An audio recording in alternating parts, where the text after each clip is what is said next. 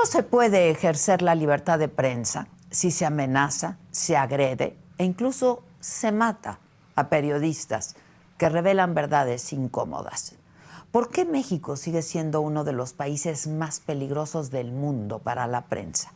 ¿Cuántos casos de corrupción, cuántos crímenes, cuántas verdades son sepultadas cada vez que un periodista es asesinado?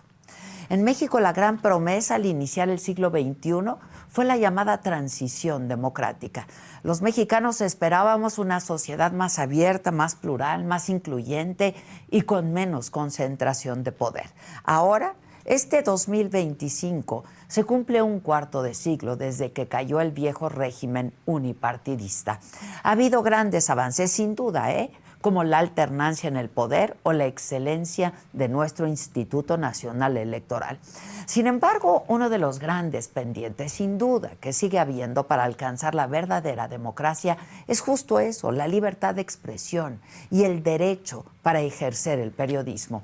Y algunos podrán decir que en México no existe la censura, que todos pueden opinar, que todos podemos opinar libremente sin que haya represalias en nuestra contra.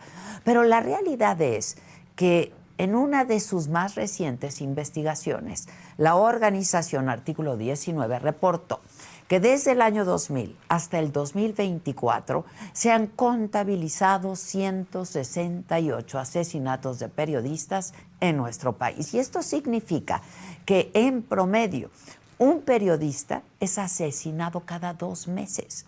Y no hay que olvidar que detrás de estas cifras siempre hay un ser humano, profesional, profesionista y probablemente también investigaciones importantes, incómodas, que pusieron nerviosos a políticos o a criminales que decidieron mejor acabar con sus vidas, amparados en la impunidad.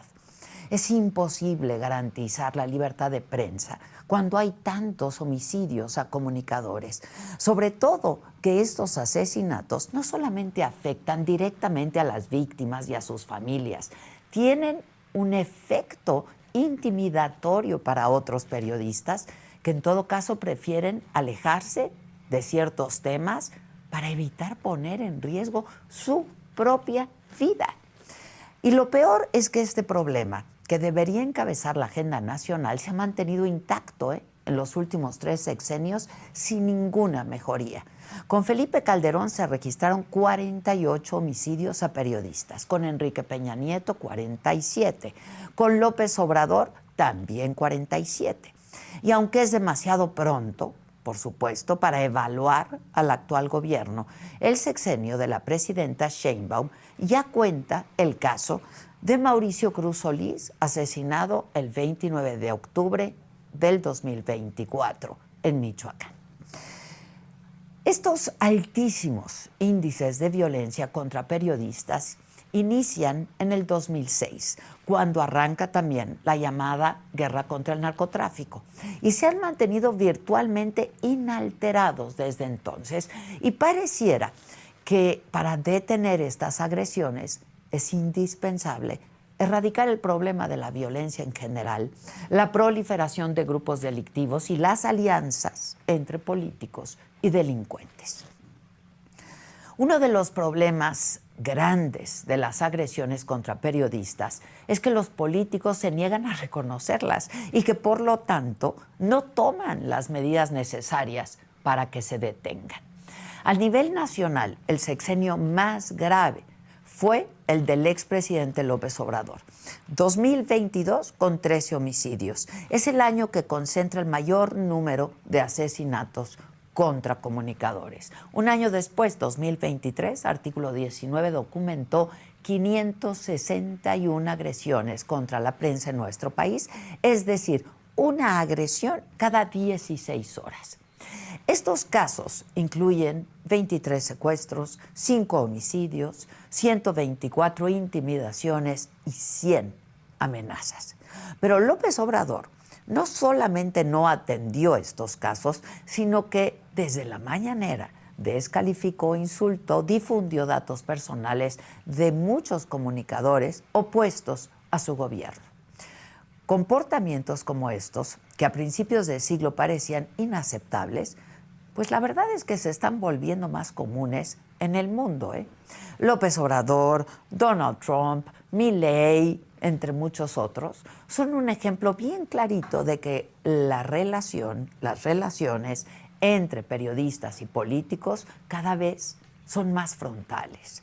El problema es que, a diferencia de lo que sucede en otros países, en México las declaraciones se transforman en otro tipo de violencia más grave. Y es que muchas de estas agresiones y homicidios no solamente se dan por parte de grupos criminales.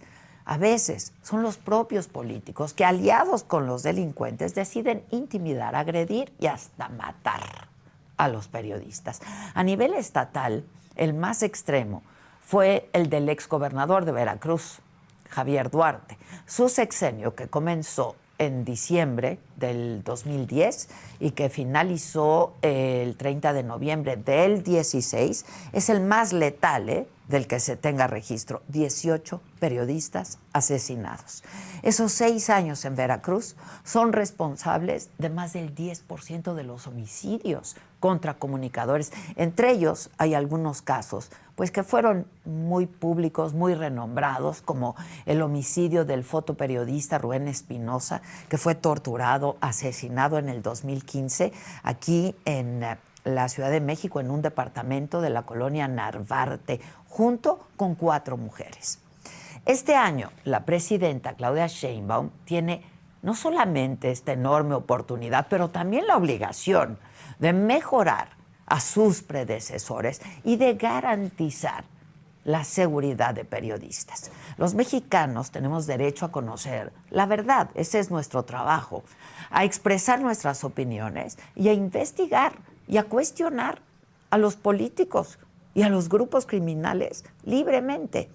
Los periodistas tenemos el derecho a ejercer nuestra profesión y tenemos la obligación también, y sobre todo los que están en esa línea de fuego, cazando la información, jugándose literalmente la vida. Yo soy Adela Micha.